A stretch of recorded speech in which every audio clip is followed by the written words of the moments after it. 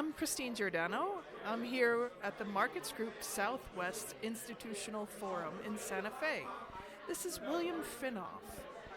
He's working on some pretty interesting initiatives that give him insights into what New Mexico might actually need in order to enable its workforce and its economy.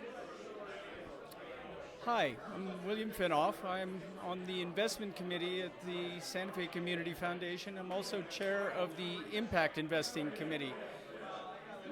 At the Santa Fe Community Foundation, we have allocated a certain amount of our investment endowment to impact investing, which consists of direct investing in local companies and organizations, in projects, and also in the companies themselves for a social return on investment.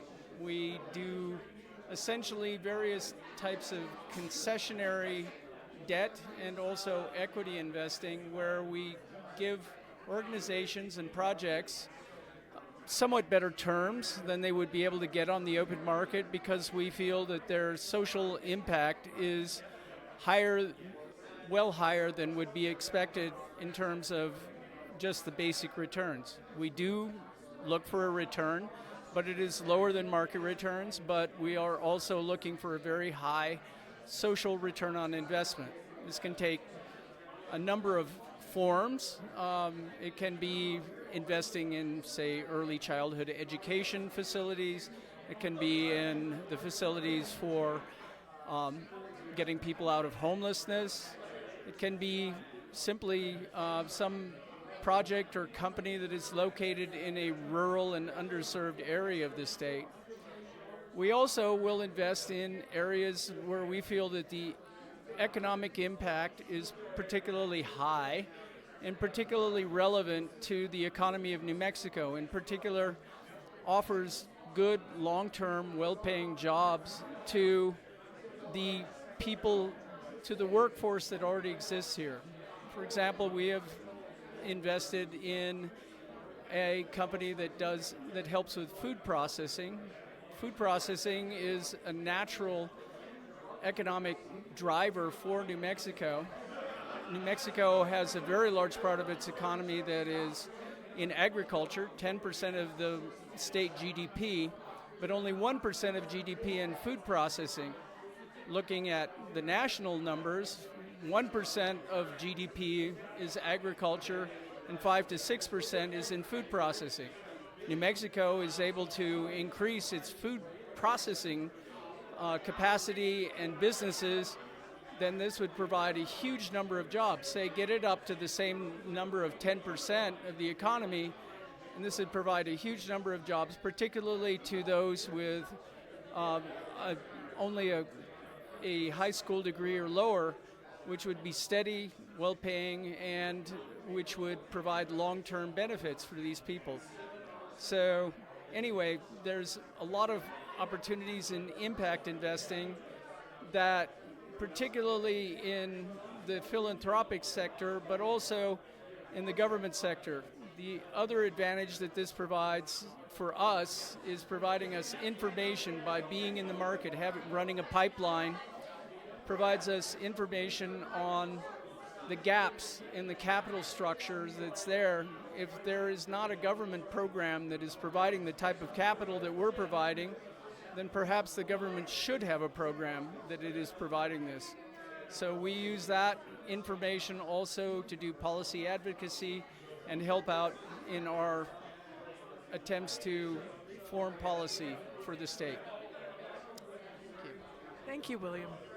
So you're saying that if New Mexico invested more in food processing, we could get more jobs for people, we can actually contribute perhaps to the U.S. GDP, and maybe even it would need less incentives?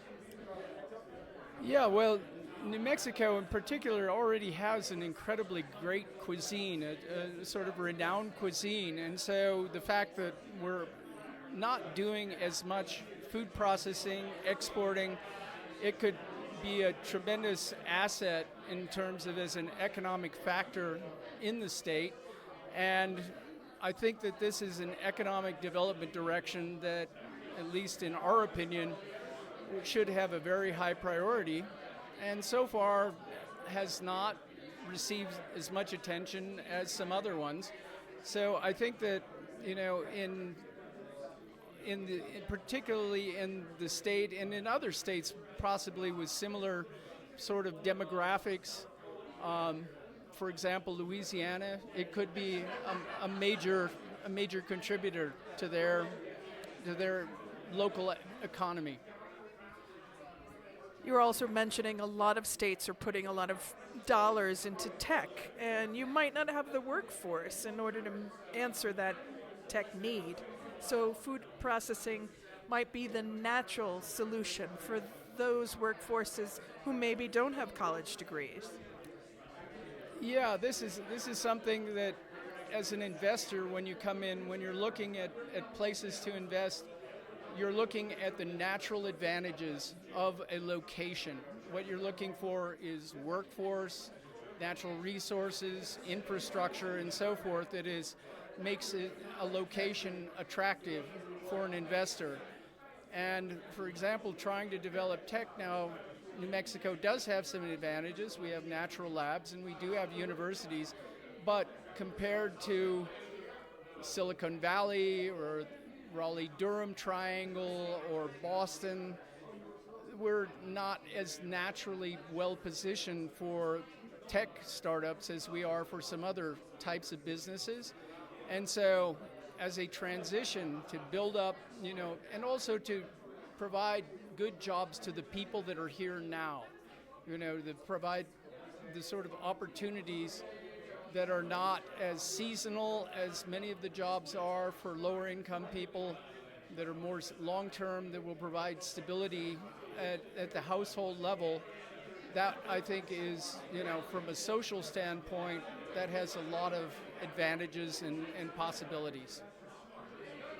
Thank you very much for explaining that, William. You bet. Thank you.